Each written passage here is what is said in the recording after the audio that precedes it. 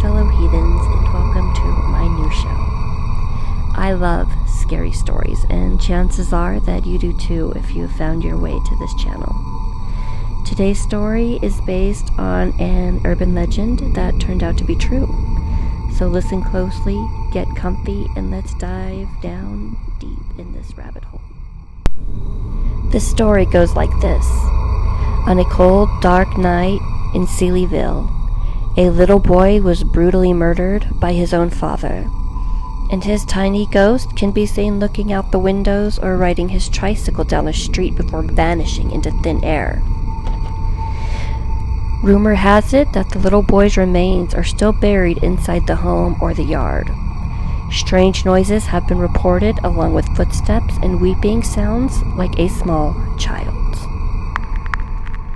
According to Martha, Richmond was a handful. He had a constant need to be on the move. She would reprimand Richmond for walking off. He would still go out and do his own thing. Martha had 7 other children to tend to, so she had tethered young Richmond to the front porch, giving him enough rope to reach the fence. This method, along with so many others, didn't work on him. Along with running amok, Richmond loved riding his tricycle and watching Sunday baseball games at the park.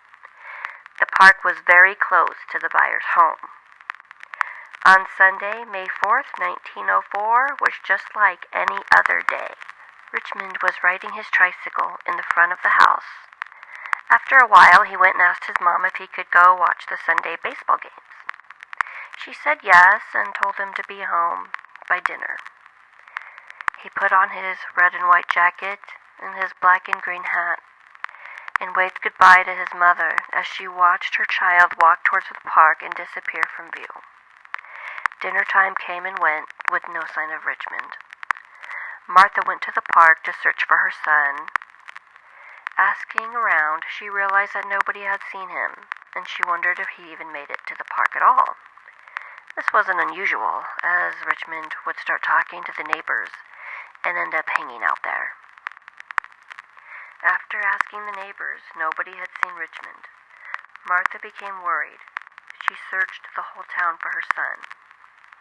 When Dr. Byers got home that night and heard about his son, they called the police. The next day, the town came together and started a search party, searching the woods, fields, and mines. Police questioned families, neighbors, and tenants that were staying with the Byers, but only one person saw Richmond. An elderly neighbor saw young Richmond walking with an older man in raggedy clothes, asking him how he got a black eye. They were walking towards the train tracks. The police went to see those train tracks and found the Romani community. They searched, but Richmond was not found. Dr. and Mrs. Byers spent a lot of money on ads and ransom. People claimed that they had Richmond, and once they got the ransom, they took it and ran, never returning the child. People were starting to talk. They said that perhaps Dr. Byers got mad and maybe hurt Richmond.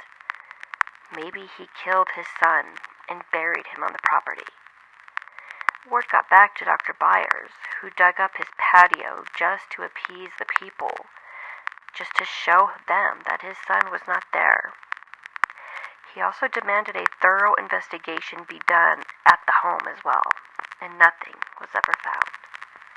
Through the years, people would call the Byers home claiming to have seen Richmond, or even be the boy themselves. Dr. Byers would make over 50 trips to see if these people were indeed Richmond, but he always came home empty-handed. The money ran out, and Dr. Byers even sold his medical practice so they can continue the search for Richmond. The case of little Richmond Byers remains unsolved. I have always heard that there are always some type of truths to urban legends, and this case proves that statement true. So until next time, my friends, stay healthy and safe and sweet dreams.